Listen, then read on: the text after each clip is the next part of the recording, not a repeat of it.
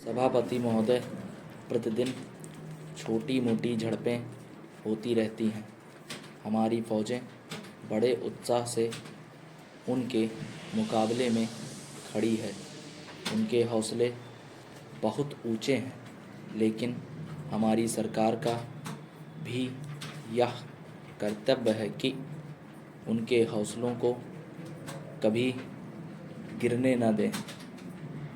उन्हें हर तरह की सुविधा प्रदान की जाए, जिससे उनका आत्मविश्वास बढ़े।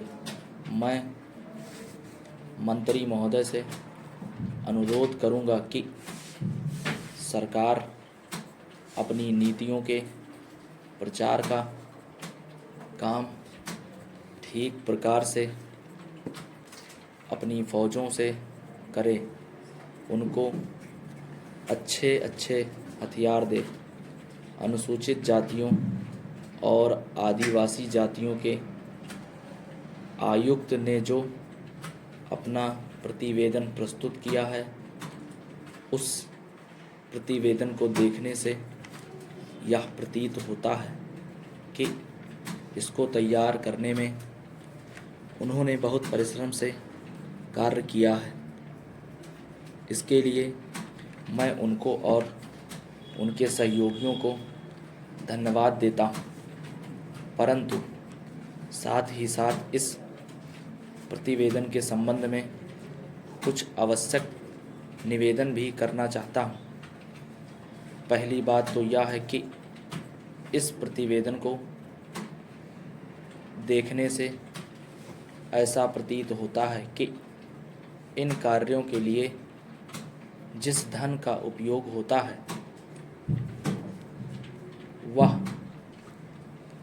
3 साधनों से उपलब्ध होता है: केंद्र सरकार द्वारा, राज्य सरकार द्वारा और कुछ गैर सरकारी संस्थाओं द्वारा।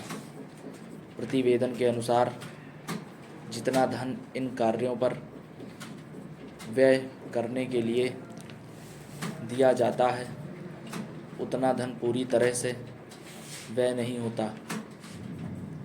मैं यह नहीं कह सकता कि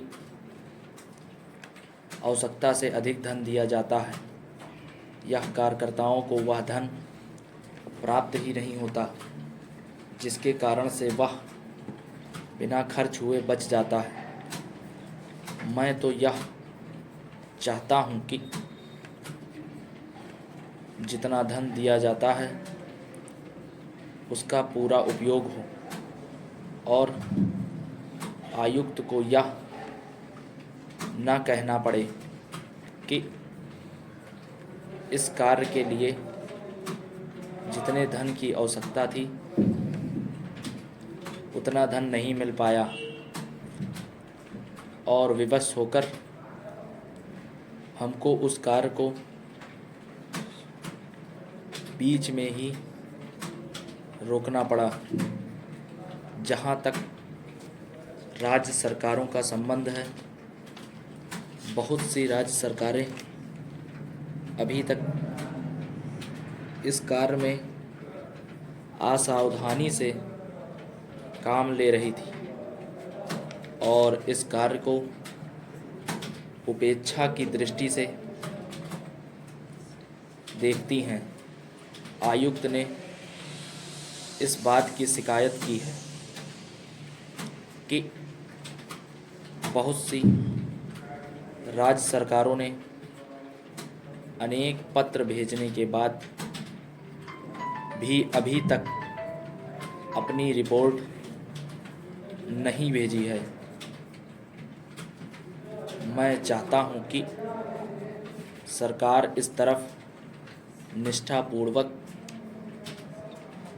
ध्यान दे। राज्य सरकारों पर दबाव